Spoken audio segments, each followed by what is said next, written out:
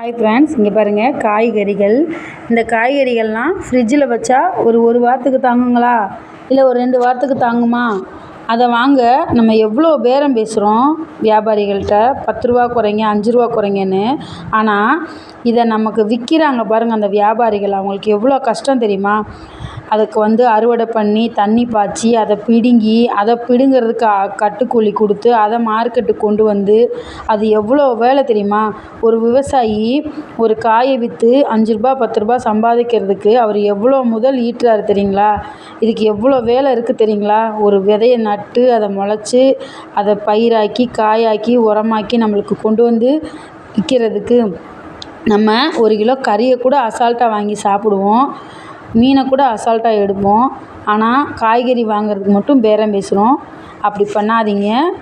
காய்கறிகளையும் விவசாயிகளையும் பேணி காப்போம்.